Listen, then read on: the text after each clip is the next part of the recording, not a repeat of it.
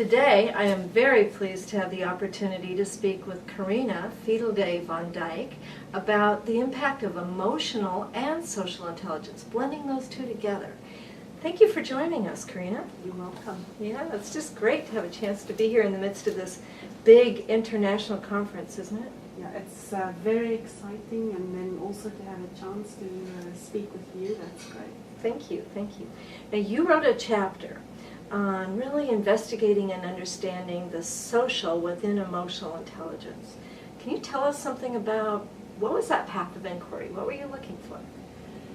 It actually grew on me over the course of 2 or 3 years, both from a personal perspective, working with clients and individuals, and also listening to the front runners in the whole field of EQ. So coming back to the personal experience first, I noted that so many people get promoted on the basis of the excellence with which they do their jobs. Right.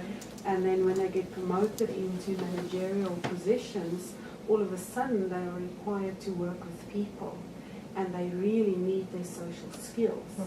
But they haven't had any formal training in that. Right. And they find themselves struggling, and often or sometimes even failing and wanting to go back to their previous role, Right. where they felt more comfortable. So I saw a real need there for people needing further guidance and development in that area.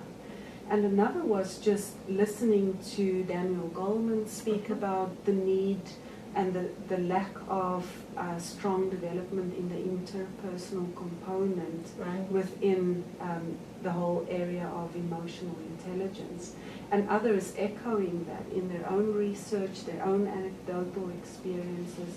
So that just opened up this whole topic to me, and I decided to first of all research it and see what's available out there, and then secondly, what is already available, or what can be just changed up slightly so that we can tap into it and use it as a metric within what we have already. Excellent, yeah. I believe, my understanding is Dr. Reuben Baron, who created the EQI, which we all use quite a bit, really was initially looking at emotional and social intelligence. And then because the field at first just focused on emotional intelligence, the social kind of got dropped out. Yeah. So it seems like your research is helping emphasize why we've got to bring it back in. Yes, and that was something that also struck me, because whenever I heard him speak at conferences, the emotional part was very much emphasized. And at one point at a conference, I heard him talking about emotional and social intelligence. Right.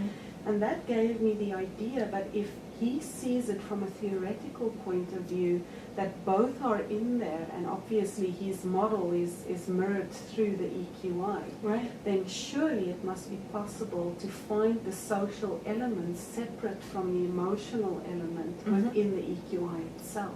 And did you do that?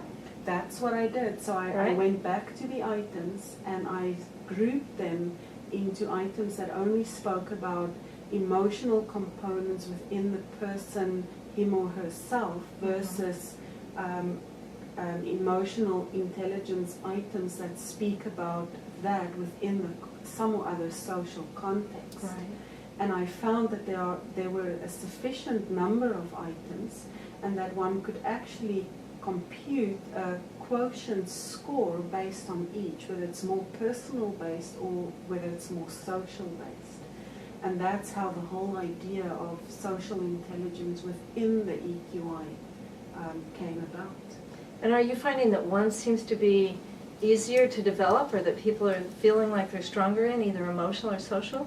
I had a very personal learning curve in that, because before I started doing the empirical research based on a huge composite sample, I expected people to do a little bit better in the personal EQ, the PEQ, than in the social EQ, the SEQ, just because so many people struggle with the interpersonal component.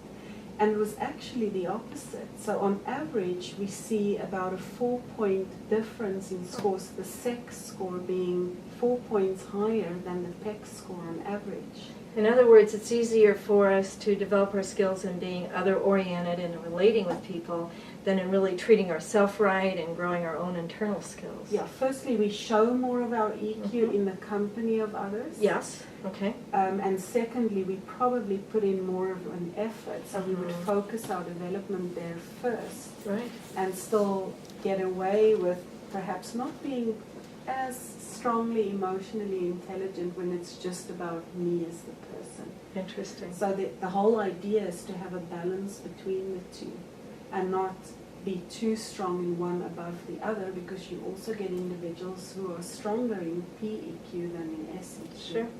We need both. We definitely do. Well, Carina, thank you for joining us today and helping us understand that difference between personal emotional intelligence, that which is internal, and our work with others, and that we need both. It's all in the balance, right? Yeah, absolutely. All right. Well, thank you so much. You're welcome, Marcia. It was lovely talking to you.